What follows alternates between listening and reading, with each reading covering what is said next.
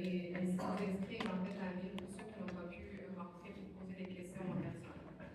Alors écoutez, nous allons maintenant amorcer tranquillement la période des questions et des commentaires du public.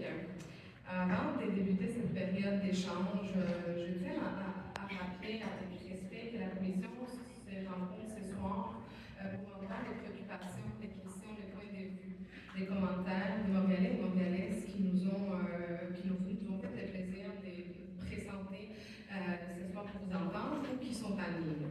Concernant de façon très particulière les événements qui sont survenus à Montréal-Nord et les suites de l'ensemble de la présentation qui a été faite par le SPVM ce soir. Alors, compte tenu du nombre élevé de personnes, comme je l'ai mentionné tantôt, l'intérêt est très très grand. Nous avons énormément de questions ce soir. Nous avons destiné une période de 2h10 pour répondre à ces questions-là.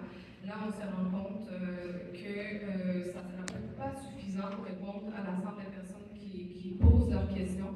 On va faire de notre mieux, quitte qu'à céder notre temps de parole à notre commissaire, parce que l'objectif de ce soir, et je remercie le SPVM pour leur flexibilité là-dedans, c'est vraiment de vous permettre de poser des questions et qu'on puisse, que le SPVM puisse adresser ces questions-là avec des réponses concrètes. Alors, écoutez, l'ordre de passage concernant les questions a été déterminé de façon aléatoire pour permettre au plus grand nombre de personnes d'avoir des réponses à leurs questions et d'avoir un traitement qui est équitable au niveau de l'intervention. Alors, je vous dirais aussi, vous allez voir, il y a un chronomètre, c'est assez unique dans ce type de séance, mais nous l'avons mis pour une raison particulière. Moi, mon intention, ce n'est pas de donner la parole à personne. Cela étant dit, l'objectif, c'est d'entendre le plus de personnes possible d'encourager votre participation. Alors, idéalement, nous allons avoir 1 minute et demie par question et 1 minute et demie par réponse de la part du SPVM.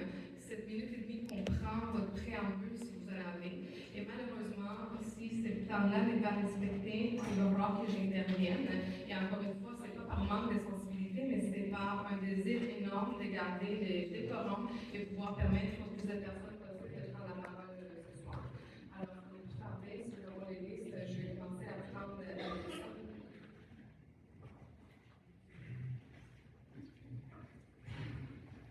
Je vais inviter, parce qu'il y a des personnes qui malheureusement ne sont pas assises dans la salle aussi, mais qui ont posé leurs questions. Alors, ça se fait que j'invite des gens qui vont rentrer pour poser leurs questions. Je vais nommer les personnes, 5 personnes à la fois, ce qui va permettre aux gens de s'installer tranquillement. Pendant que nous avons la question, nous allons voir la réponse de 5 personnes, et dans notre temps, pour ne pas perdre du temps, le souhait, c'est de prendre aussi des questions en ligne dans l'intervalle. Alors, on commence. Je vais appeler les personnes suivantes. Monsieur Joël de Bellefeuille, Madame Lauriane Nadeau, Madame Stella, je m'excuse si je prononce mal, Adjoké, Monsieur Luc André et Madame Rachel Saint-Just-Hippolyte. Merci. Si nous pouvons faire rentrer les personnes dans la salle. Alors, en attendant la présence de cette personne-là, je vais commencer avec nos questions en ligne. Vous voyez, on en a plusieurs dans notre formulaire. Je vais commencer par la question de Mme Sophia Anaï, Marisco Crémont. Alors, la question de Madame, qui fait partie du Conseil de jeunesse de Montréal, est la suivante. Comment vous assurez-vous que les politiques contre le profilage racial et social se traduisent réellement dans les interactions quotidiennes entre policiers et jeunes? Une des manières, une des approches que nous avons mis en place depuis 3 ans, c'est justement cette approche-là d'immersion dans les postes de quartier, c'est-à-dire toutes les recrues qui sont entrées depuis le 28 août 2023 vont passer 4 à 5 semaines dans la communauté afin de mieux comprendre les codes de la communauté. Quand je parle de la communauté, je parle des communautés et des populations. Et là, ça peut aller dans tous les sens. Et ça fait en sorte qu'ils sont capables de mieux comprendre les particularités des Montréalais avant de porter l'uniforme. Aussi, durant la formation, à la section de formation, plusieurs scénarios sont mis en place, justement en incluant certaines réalités montréalaises pour que le policier puisse bien conjuguer bien naviguer dans ces interventions-là, mais vraiment en lien avec les réalités montréalaises. Donc, c'est-à-dire, s'il y a des enjeux de santé mentale, s'il y a des enjeux au niveau des violences conjugales, s'il y a des enjeux au niveau des communautés culturelles, s'il y a des enjeux au niveau de la jeunesse, comment s'y adresser. C'est tous des aspects qui sont abordés au niveau de la formation, autant dans le centre de formation, autant au niveau de l'immersion qu'on met en place. Par la suite, quand le policier arrive dans un poste de quartier, dès qu'il est détaché, dès qu'il sait quel poste de quartier dans lequel il travaille, généralement, il est rencontré par l'équipe 6 ou l'équipe 7 d'un poste de quartier, c'est-à-dire des policiers sociocamps, des policiers à portée à pied, policiers à vélo, qui, eux, sont très familiers avec les partenaires. Et ce policier-là passe quelques jours avec ces policiers, justement, pour aller rencontrer les partenaires du quartier, pour mieux se familiariser avec la communauté qui va desservir. Merci beaucoup. Je vais me permettre de savoir si Joël de Bellefeuille est en place. Une question d'habitude. Les commissions auxquelles j'ai assisté depuis 2017, jamais, on n'a laissé passer une question qui venait directement de l'Internet avant les présentiels. Alors moi, je suis insurgé de voir... Si vous me permettez, je vais répondre à votre question. Je vais répondre à votre question. Je vous invite à vous asseoir, s'il vous plaît, je vais répondre à votre question. La raison pour laquelle on prend les questions en ligne, c'est la suivante. Selon des analyses et des études qui ont été faites, il y a plusieurs personnes qui se limitent à venir en personne, que ce soit des mères monoparentales, que ce soit des personnes avec des situations de handicap. Alors, pendant la pandémie, on a permis qu'il y ait des questions qui soient soumises en ligne, ce qui encourage la participation citoyenne des gens qui ne viennent pas nécessairement sur place. Et c'est la raison pour laquelle on permet ça ce soir. Et j'apprécie votre commentaire, mais malheureusement, c'est la façon dont on va pouvoir procéder et ce qui encourage la participation citoyenne de façon générale. Merci. Je vais vous demander, s'il vous plaît, de rester assis parce que je veux vous entendre. Je ne voudrais pas vous faire sortir de la salle, mais j'ai expliqué la façon dont on procède. Si vous avez des questions par rapport à ça, on va pouvoir parler par la suite. Merci. Alors, est-ce qu'on commence avec M. de Bellefeuille? Thank you. Good evening. Joel de Bellefeuille, Executive Director of the Red Coalition. Thank you, elected officials, Madam President, of course, the public, for attending this very important public consultation together.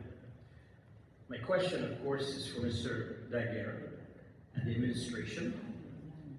We have SPVM statistics going back as far as 17 years, showing concerns surrounding Station 39. Of course, some of those concerns are from the public, including increased allegations of racial profiling and problematic interactions with law enforcement.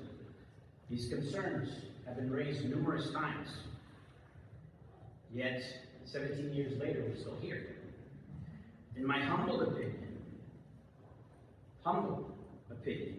you cannot expect a different result if you continue beating the same horse.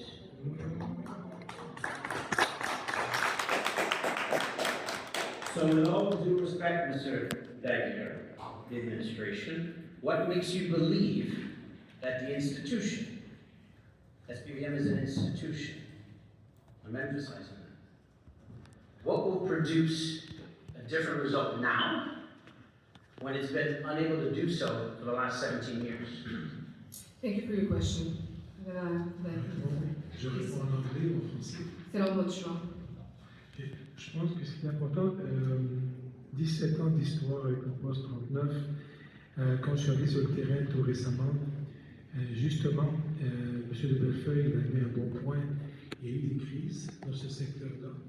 Et les policiers que j'ai rencontrés sur le terrain, les partenaires que j'ai rencontrés sur le terrain, ont dit tous unanimement.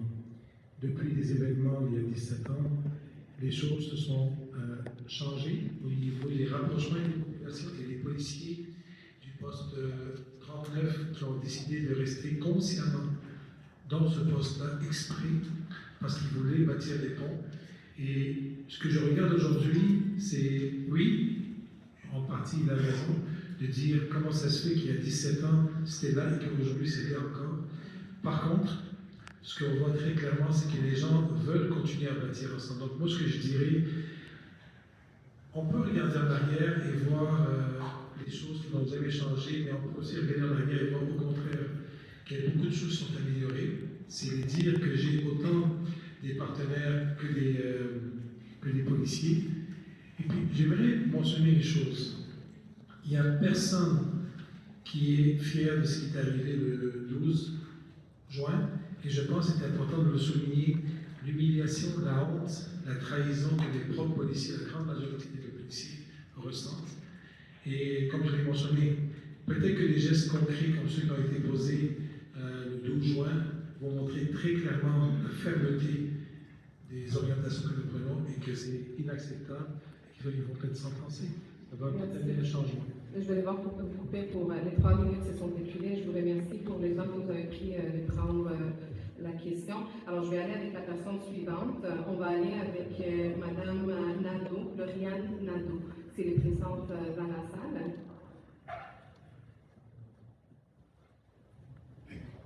Considérant qu'on n'aura pas le temps de passer tout le monde, je pense que les personnes qui sont beaucoup plus directement concernées que moi, je vais passer mon temps à la quelqu'un d'autre. C'est très gentil, merci. Alors, on va aller avec Madame Stella Adjok.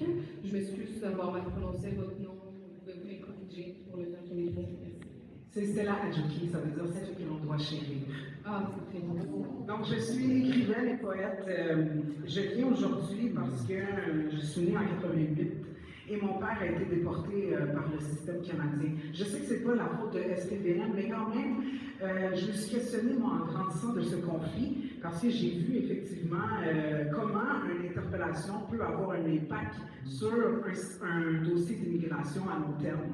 Parce qu'effectivement, je me demande, à la fonction de toutes les actions merveilleuses que vous avez faites, j'ai pas entendu parler de l'âge des gens qui ont été interpellés pour se faire arracher leurs cheveux. Dans une partie de game de G4, je ne sais pas là, c'est quoi le jeu vidéo que les agents de SPVM se sont crus dedans, mais je me demande quel âge avaient ces gens, parce que je serais étonnée que ce soit des gens adultes, éduqués et avocats comme présents dans la salle. Première interrogation. Deuxième interrogation, c'est que j'ai été aussi intervenante dans un organisme de justice alternative. Hippelaï! Que je suis experte de mon sujet, c'est incroyable. Jusqu'à l'université en criminologie, j'ai appris qu'effectivement, la délinquance, c'est souvent un passage obligé de l'adolescence, les enfants. Hein, c'est souvent ça. C'est pour ça que, depuis des années, SPVM a un discours d'éducation, un discours presque paternel. Monsieur Fader me parle, j'ai l'impression que c'est un papa qui vient nous consoler du conflit qui existe depuis très longtemps avant son poste de direction.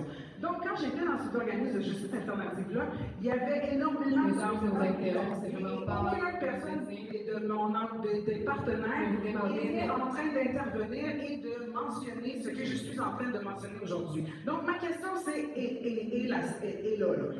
Comment le SPVM peut en même temps prétendre qu'il a un rôle de prévention et recevoir 15,8 millions de dollars à Montréal-Nord, et en même temps être dans son rôle de coercition? Il me semble qu'il y a un conflit d'intérêts assez grave. Merci et j'en parle des cheveux. Merci pour votre question. Merci d'avoir